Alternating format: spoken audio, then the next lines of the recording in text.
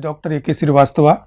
In this video lecture, I am going to discuss operators in quantum mechanics. First, I will define operators. An operator tells us what kind of operation we are going to perform on a function that follows it. For example, suppose there is a function fx and I am differentiating this function with respect to x. What is this d by dx? D by dx is an operator. Let us take another example, integration x square dx. What is this integration? This is an operator. Okay, let us take another example. There are two functions f1x plus f2x. So this is what? This plus symbol is what? Is an operator. Okay, so an operator tells us what kind of operation we are going to perform on the function that follows it. There is no meaning of operator unless you use some function. Okay, we are going to discuss these 6 operators here, and first one is energy operator. What is energy operator? E cap IH cross curly over curly t, then momentum operator minus IH cross curly over curly x, then kinetic energy operator minus h cross square divided by 2m curly square by curly x square, then Hamiltonian operator minus h cross square by 2m curly square by curly x square plus u potential energy. Then potential energy operator is potential energy and position operator is position operator. So we will discuss these 6 operator and we will try to drive these 6 operator one by one using free particle wave function. Let us take a free particle wave function. Suppose a particle is moving along plus x-axis. So what will be its equation wave function?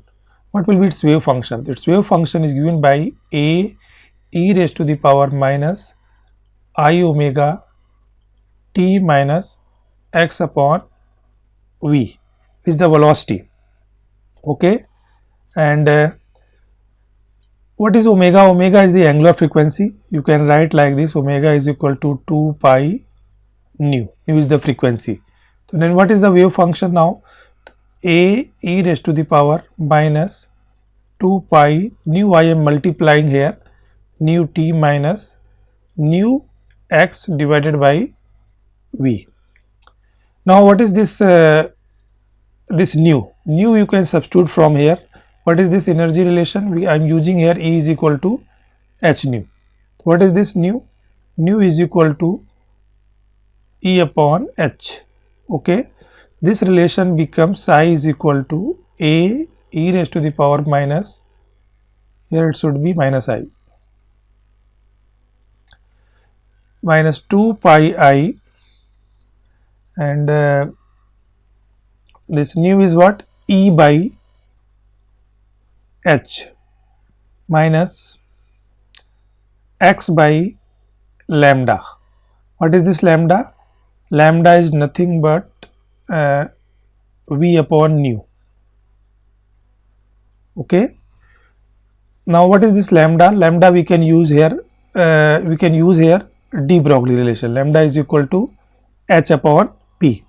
So what is psi now? A e raised to the power minus 2 pi I et upon h minus px upon h. Just take this h outside of the bracket. A e raised to the power minus 2 pi by h iota et minus px. Okay. Now what is this wave function? Now a e raised to the power minus I upon h cross et minus px. Okay, what is this h cross? H cross is h upon 2 pi. This wave function is important and it is known as free particle wave function.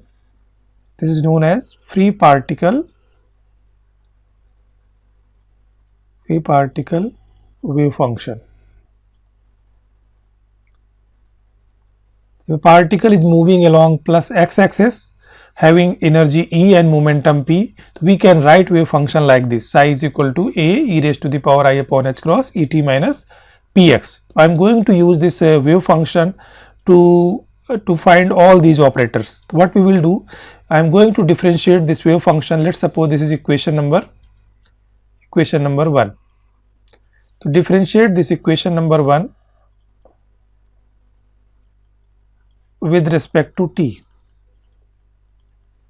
what you will get, curly psi by curly t is equal to a e raised to the power minus I upon h cross et minus px. Now you have to differentiate this power also. This will be equal to minus I upon h cross. Okay. So what is this? A e raised to the power I upon h cross et minus px. This is equal to psi. So we can simplify this relation like this: curly psi by curly t is equal to minus I e psi divided by h cross. So what is e psi from here? This e psi we can write like this: minus h cross upon I curly psi by curly t. Just multiply and divide by I in numerator and denominator. So what you will get? E psi is equal to I h cross curly psi by curly t. Okay, you will get curly psi by curly t because I square is minus 1. Now from this relation you can find the energy operator. What is energy operator now? The energy operator, just replace this I only, remove this I, you will get the energy operator I h cross curly over curly t. Okay, I am considering this equation as equation 2. Now again differentiate equation 1 with respect to x. What you will get? Curly psi by curly x is equal to a e raised to the power I upon h cross et minus px. Okay. Now you have to differentiate power also. So you will have ip upon h cross. Now let us simplify. What is this? What is this value? This is equal to psi. Curly psi by curly x I p psi divided by h cross. Okay. Now this equation you can write like this: p psi is equal to h cross divided by I curly psi by curly x. Okay. What is, just multiply and divide by I in numerator and denominator. You will have p psi is equal to, here you will have I square in denominator, here you will have I. This will become minus I h cross curly psi by curly x. Okay. Now what is the momentum operator? Momentum operator you can write minus I h cross curly over curly x. Let's suppose this equation number is 3. Now again differentiate this equation. So you will have